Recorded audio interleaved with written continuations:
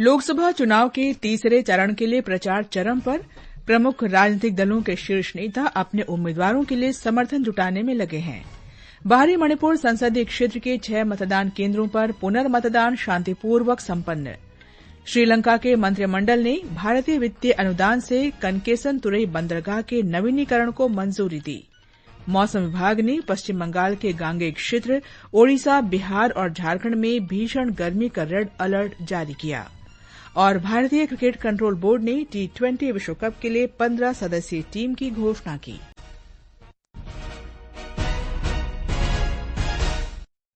समाचार संध्या के साथ मैं कनकलता। लोकसभा चुनाव के तीसरे चरण के लिए प्रचार चरम पर है। प्रमुख राजनीतिक दलों के शीर्ष नेता अपने अपने उम्मीदवारों के लिए समर्थन जुटाने में कोई कसर नहीं छोड़ रहे हैं। प्रधानमंत्री और भारतीय जनता पार्टी के वरिष्ठ नेता नरेंद्र मोदी ने आज लातूर में एक रैली को संबोधित किया। श्री मोदी ने शिक्षा के क्षेत्र में प्रसिद्ध लातूर पैटर्न पर जोर देते हुए कहा कि इसने क्षेत्र को पहचान दिलाने में महत्वपूर्ण योगदान दिया है। श्री मोदी ने देश की प्रगति और सुरक्षा सुनिश्चित करने के लिए स्थिरता और मजबूत नेतृत्व की आवश्यकता पर जोर दिया। आज आप अगर टीवी देखिए, अखबार उठाइए, ऐसी अनेक खबरें होती हैं जो बताती हैं भारत कैसे तेजी के साथ आगे बढ़ रहा है। चाहे मार्केट हो, मैन्युफैक्चरिंग हो, स्पेस हो, डिफेंस हो, कोई न कोई अच्छी खबर, विकास की खबर, हमारे भविष्य को मजबूती देने वाली खबर हर दिन जानने को मिलता है। श्री नरेंद्र मोदी ने कहा कि सांप्रदायिक आधार पर अनुसूचित जाति, जनजाति और अन्य पिछड़ा वर्ग के संवैधानिक अधिकारों को दूसरे वर्गों को हस्तांतरित नहीं होने दिया जाएगा। तेलंगाना के जहीराबाद निर्वाचन क्षेत्र में एक चुनावी रैली में उन्होंने आरोप लगाया कि कांग्रेस वोट बैंक और तुष्टीकरण की राजनीति तथा भाई भतीजावाद को बढ़ावा देती है। उन्होंने आरोप लगाया कि अगर कांग्रेस सत्ता में आई तो विरासत कर वसूला जाएगा। कांग्रेस के राष्ट्रीय अध्यक्ष मल्लिकार्जुन खड़गे ने आज छत्तीसगढ़ के जांजगीर चांपा लोकसभा क्षेत्र के अंतर्गत चांपा कस्बे में एक जनसभा को संबोधित किया। श्री खड़गे ने कहा कि कांग्रेस संविधान बचाने की लड़ाई लड़ रही है। उन्होंने कहा कि कांग्रेस विभिन्न कल्याणकारी योजनाओं के माध्यम से सभी वर्गों को न्याय देगी। हमारी गारंटी है, पहले युवा न्याय, हर शिक्षित युवाओं को 1 लाख की अप्रेंटिसशिप का अधिकार देंगे। दूसरा, भर्ती भरोसा, 30 लाख सरकारी नौकरियों को हम भर्ती करके रहेंगे। हम श्रमिक न्याय वो भी ला रहे। इसके अलावा नारी न्याय, किसान न्याय, सही दाम MSP का, कर्ज मुक्ति का, बीमा भुगतान का, ये सब हम करेंगे। किसान न्याय की गारंटी है। केंद्रीय मंत्री और भारतीय जनता पार्टी के वरिष्ठ नेता अमित शाह ने कहा है कि पश्चिम बंगाल की संदेशखाली घटना में जो भी शामिल है उसके खिलाफ सख्त कार्रवाई की जाएगी। श्री शाह ने आज बर्धमान पूर्व लोकसभा क्षेत्र में एक बैठक को संबोधित करते हुए कहा कि पश्चिम बंगाल में घुसपैठ एक बड़ी समस्या है। भाजपा के वरिष्ठ नेता और रक्षा मंत्री राजनाथ सिंह ने आज मध्य प्रदेश के बड़वानी और खंडवा में जनसभाओं को संबोधित किया। श्री सिंह ने आश्वासन दिया कि अगली बार लोकसभा तथा विधानसभा चुनाव एक साथ होंगे और इसके लिए जो भी संशोधन करने की आवश्यकता होगी भाजपा करेगी। कांग्रेस के पूर्व अध्यक्ष और सांसद राहुल गांधी ने भिंड में आज एक सभा को संबोधित किया। श्री गांधी ने कांग्रेस के घोषणा पत्र में दी गई विभिन्न गारंटियों का उल्लेख किया। उन्होंने कहा कि किसानों का कर्ज माफ किया जाएगा और उन्हें न्यूनतम समर्थन मूल्य दिया जाएगा। बिहार में जनता दल यूनाइटेड अध्यक्ष और मुख्यमंत्री नीतीश कुमार ने राष्ट्रीय जनता दल RJD पर आरोप लगाया कि पार्टी परिवारवाद की राजनीति को बढ़ावा दे रही है। मधेपुरा लोकसभा निर्वाचन क्षेत्र के नौहट्टा में एक सार्वजनिक सभा को उन्होंने संबोधित किया।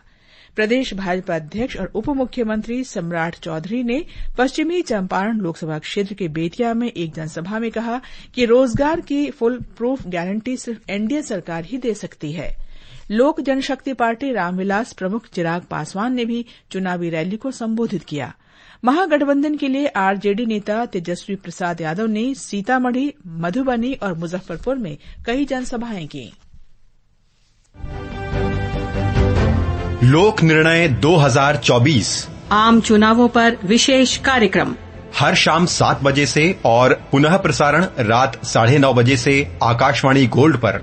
चुनावी गतिविधियों की खबर, देश के हर अंचल पर नजर, विशेषज्ञों की राय और विश्लेषण, दुनिया के सबसे बड़े लोकतंत्र के चुनावी पर्व में सुनिए लोक प्रसारक के साथ लोक निर्णय 2024।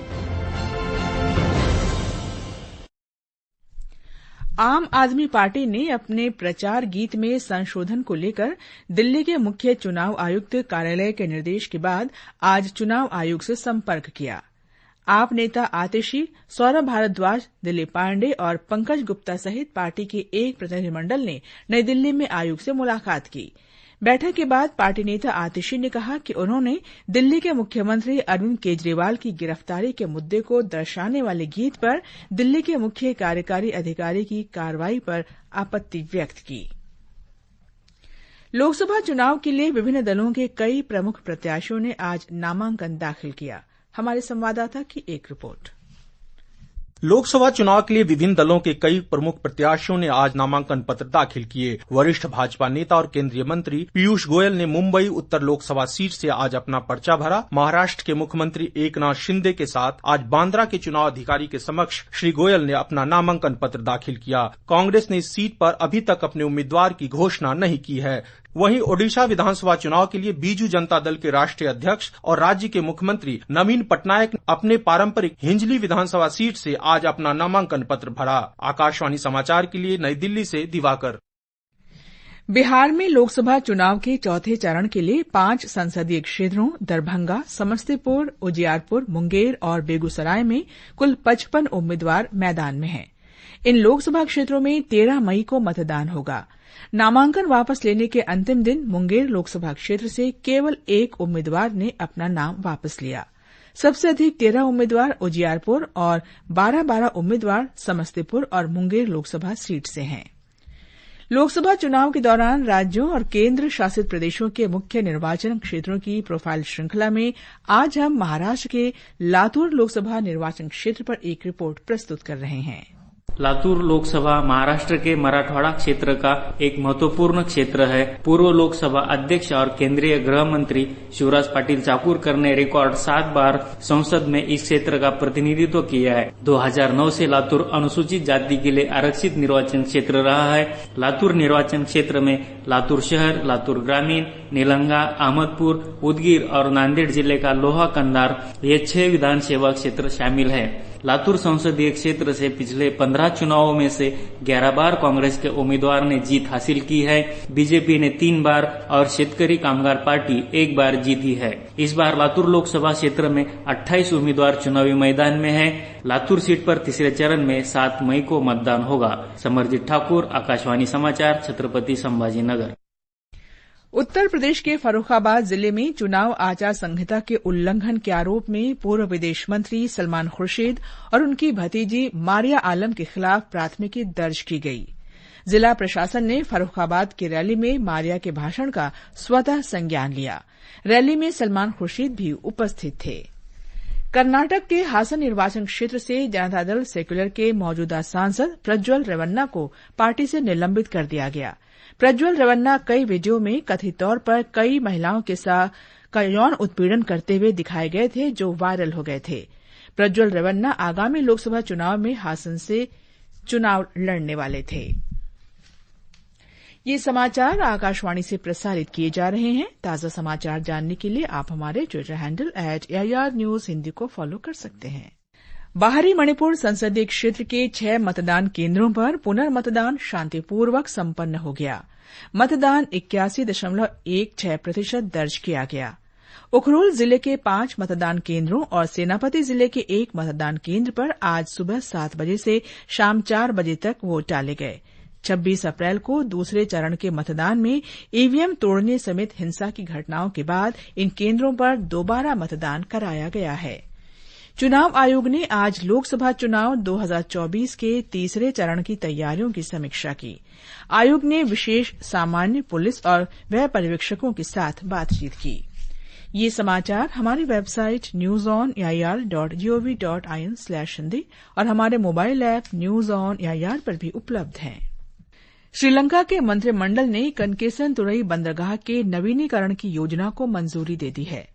इस परियोजना को भारतीय वित्तीय अनुदान के अंतर्गत क्रियान्वित किया जाएगा। एक रिपोर्ट। श्रीलंकाई मंत्रिमंडल द्वारा द्वीप के उत्तरी भाग में स्थित कांकेसंतुरई बंदरगाह की विकास योजना को मंजूरी दिए जाने के साथ ही दोनों देशों के बीच संपर्क में और सुधार होने की संभावना है। भारत सरकार ने हाल ही में इस परियोजना को पूरी तरह से वित्त पोषित करने का निर्णय लिया था, क्योंकि इसमें काफी देरी हो चुकी थी। भारत ने इस प्रोजेक्ट के महत्व को देखते हुए अनुदान के तहत 61.5 मिलियन डॉलर की अनुमानित लागत को कवर करने की प्रतिबद्धता जताई, जिसका श्रीलंका में स्वागत किया गया है। पिछले साल से भारत और श्रीलंका संयुक्त विजन दस्तावेज को सक्रिय रूप से लागू कर रहे हैं, जिसमें संपर्क एक महत्वपूर्ण पहलू है। आकाशवाणी समाचार कोलंबो से मैं अहमद मोइन फारूकी। मौसम विभाग ने बृहस्पतिवार तक पश्चिम बंगाल के गांगेय क्षेत्र, ओडिशा, बिहार और झारखंड में भीषण गर्मी का रेड अलर्ट जारी किया है। दक्षिण भारत में अगले 5 दिन तक रायलसीमा, सौराष्ट्र, तेलंगाना, केरल, कर्नाटक, तटीय आंध्र प्रदेश, यनम, कोंकण और तमिलनाडु के कुछ हिस्सों में गर्म और उमस के साथ लू की स्थिति बनी रहेगी। और अब खेल खबरों के साथ हैं प्रियंका अरोड़ा। T20 क्रिकेट विश्व कप के लिए 15 सदस्यीय भारतीय टीम की घोषणा कर दी गई है। रोहित शर्मा टीम के कप्तान तथा हार्दिक पांड्या उप कप्तान होंगे। संजू सैमसन और ऋषभ पंत को विकेट कीपर के तौर पर चुना गया है। टीम में शिवम दुबे, रविंद्र जडेजा, युजवेंद्र चहल, यशस्वी जायसवाल और अक्षर पटेल को मौका मिला है, जबकि केएल राहुल को जगह नहीं मिली है। T20 विश्व कप 2 जून से अमरीका और वेस्टइंडीज में शुरू हो रहा है। उधर महिला क्रिकेट में भारत ने आज सिलहट में दूसरे T20 मैच में बांग्लादेश को डकवर्थ लुइस नियम से 19 रन से हरा दिया। टॉस जीतकर पहले बल्लेबाजी करते हुए बांग्लादेश की टीम निर्धारित 20 ओवर में 119 रन पर सिमट गई। आईपीएल क्रिकेट में आज लखनऊ सुपर जायंट्स का मुकाबला मुंबई इंडियंस से हो रहा है। ताजा समाचार मिलने तक मुंबई इंडियंस ने 16वें ओवर में 5 विकेट पर 101 रन बना लिए हैं। अंत में मुख्य समाचार एक बार फिर। लोकसभा चुनाव के तीसरे चरण के लिए प्रचार चरम पर। प्रमुख राजनीतिक दलों के शीर्ष नेता अपने उम्मीदवारों के लिए समर्थन जुटाने में लगे हैं।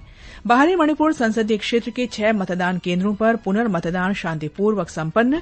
श्रीलंका के मंत्रिमंडल ने भारतीय वित्तीय अनुदान से कनकेसंतुरई बंदरगाह के नवीनीकरण को मंजूरी दी। मौसम विभाग ने पश्चिमी बंगाल के गांगेय क्षेत्र, ओडिशा, बिहार और झारखंड में भीषण गर्मी का रेड अलर्ट जारी किया और भारतीय क्रिकेट कंट्रोल बोर्ड ने T20 विश्व कप के लिए 15 सदस्यीय टीम की घोषणा की।